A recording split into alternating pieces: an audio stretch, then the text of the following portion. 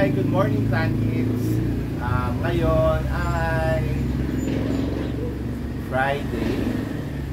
So, ang dami pa rin natin gagawin. Actually, yung mga cactus, hindi ko pa siya ginagalaw dahil nga hindi pa tayo nakakapagsimula sa taas. Pero ito, kasi ito yung mga birds natin na gusto ko ayusin doon. Siguro, una, simulan natin yung mga birds para mawala ito, malumuwag dito dahil nga may mga succulents tayo na kailangan i-repot para at least pag akyat nila ready na sila. Dami ko talaga pwede pang gawin, dami ko pang kailangan gawin. Kasi unti-unti ko lang, pero at least katulad doon, mostly inaantay na lang natin bumawi yung mga na propagate natin ng mga Diefenbachia. Pero so dito clearing tayo ng clearing. Parang kung ginagawa kasi itong workstation, tapos ilalagay ko na siya sa mga pwesto niya, gano'n. Okay, so ngayon ang project natin is project placement ng mga birds natin. So simulan natin kasi meron tayong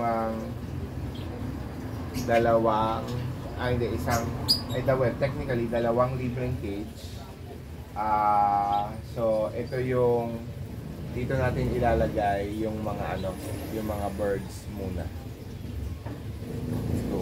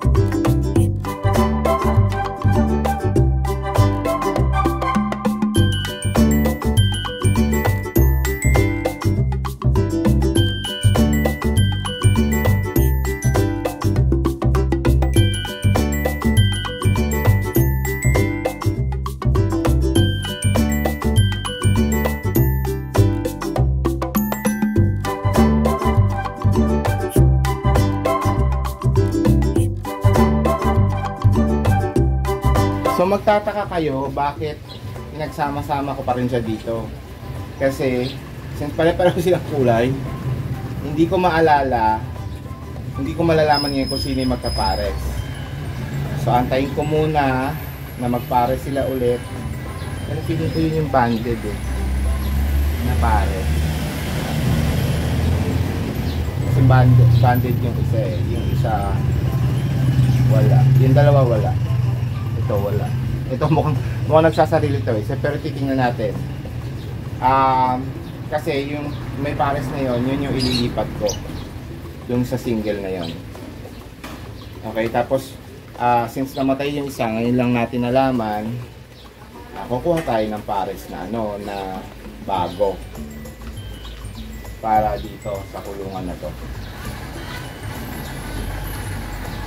Yan, gutom na gutom sila. Okay, so ito ngayon dali muna natin itong mga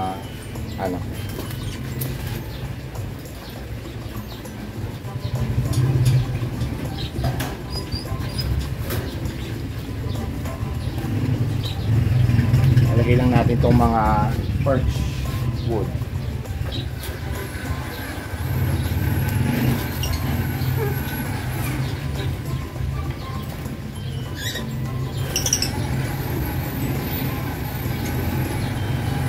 Aantayin natin sila magpares ulit. Sino yung pinaka mukhang yung dalawa magdidikit lagi. So malalaman natin mamaya. Kaya nagugutom sila.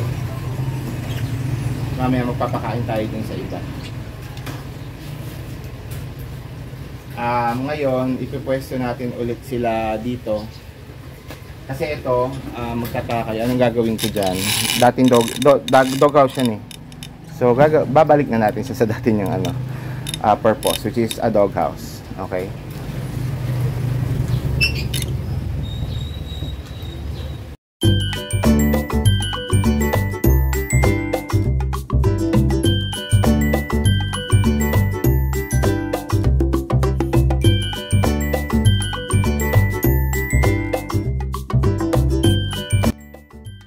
Yung parakeet, hindi ko pa alam kung saan maglalagay.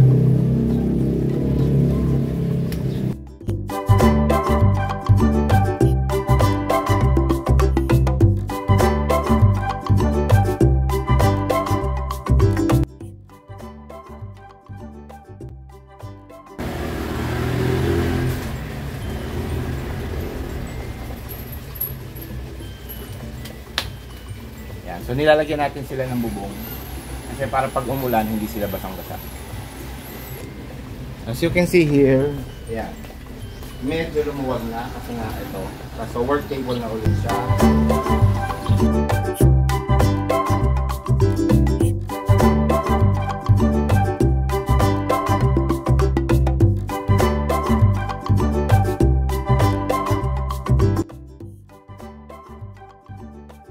So ito, we will resume it or we will bring it back to its old dog cage look. So ngayon, magpapakain naman tayo dito sa fish, sa dogs, and sa birds dito.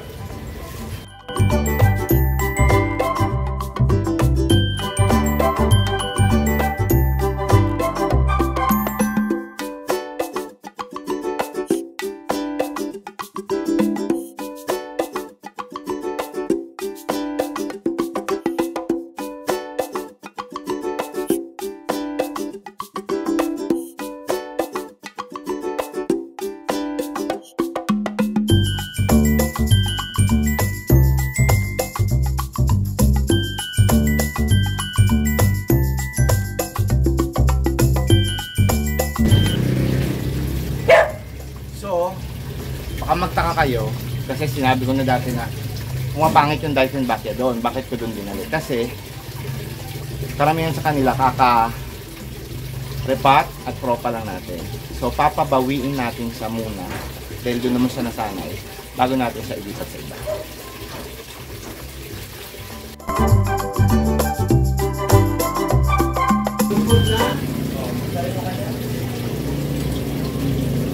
So ito na yung gusto kong look for now. Dito, alam niyo naman, pwede magbago edit tayo. So, nalinis na natin. Kasi ito, naninilaw yung ibang halaman, yung ibang dahon niya. Kasi nga kakalipat lang natin. Ganun talaga nangyayari sa mga halaman. So, ayusin natin ulit kasi yung mga ibon, kahapon, nakita ko sila bago ako umalis. Puntahan lahat dito. Kasi nga bagong ipa. So, inukay nila halos lahat ng sinagito. Okay? So, i-re-ano natin ulit.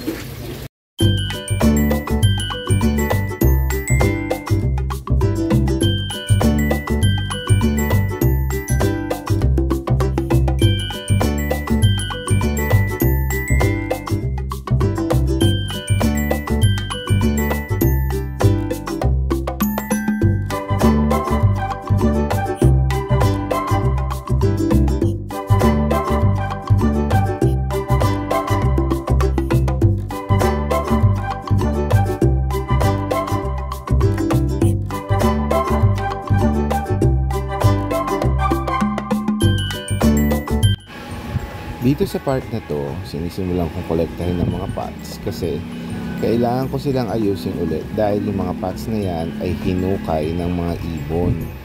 So, nabawasan ang kanilang mga lupa. And then, plano ko, ayan, yung ginagawa ko ngayon ay i-re-pot ko at ipopropagate ang mother or isa ang naging mother na burley marks ko na nilagay ko sa hanging pot at nag-lash na siya, and ito kaya nga ito medyo nakahiga siya ngayon dahil yung naging tubo niya ay ganyan. So ayusin na lang natin or i-reintroduce natin siya sa bago niyang magiging tubo. which is I want it na gumapang siya dun sa kokopol niya. At ito naman ang 1 out of I think mga 7 or 9 na mga cuttings na ipopropagate natin from the mother that we just repotted na Burle Marx.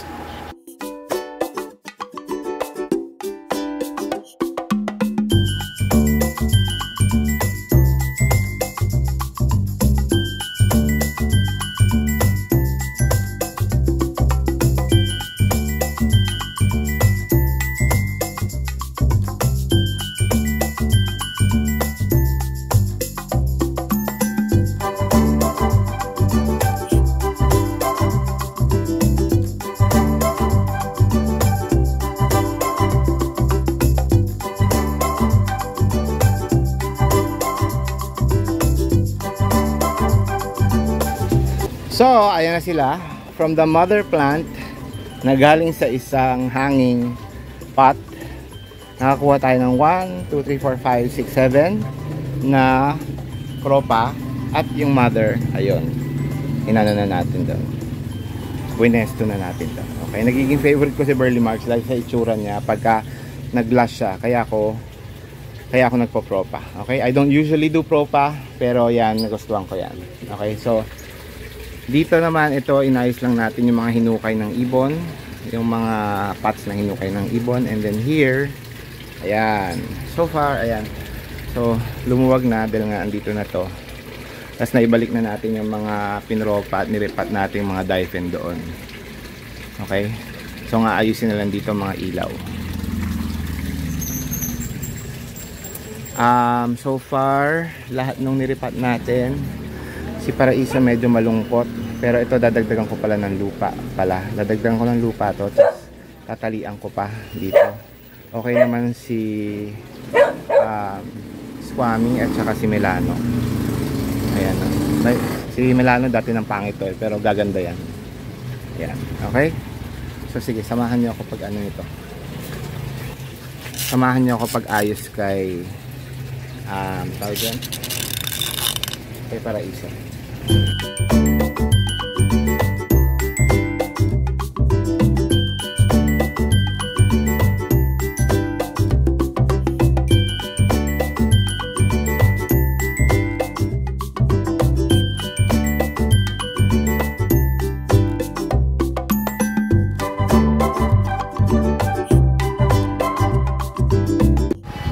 So ngayon, ligpitan and linisan time na. Tapos naalala ko itong aking mga cuttings na ito na nandun sa ilalim ng isang shelf na kababad sa water. I decided to pot na rin para mag-establish na siya. So meron tayong Red Anderson dyan, meron tayong Silver Frost Heart, and then yung isa nating Hoya na mga cuttings natin ay papat natin. So ito na tayo. So this is where we will end our video. Natapos ko na yung mga iriripat ko, paglinis, yung mga napropa, and now we will be doing a live stream na. Kaya sige po. We'll see you again next time. I hope you like this video. Paki-like na lang po ang video na ito kung nagustuhan nyo, and then share mo sa mga kamag-anak at kaibigan mo kung mahilig sila sa halaman. Okay? Pa-click na rin ang notification bell para sa susunod. This is Plant Tatay Barrio Pag-follow saying bye, plant.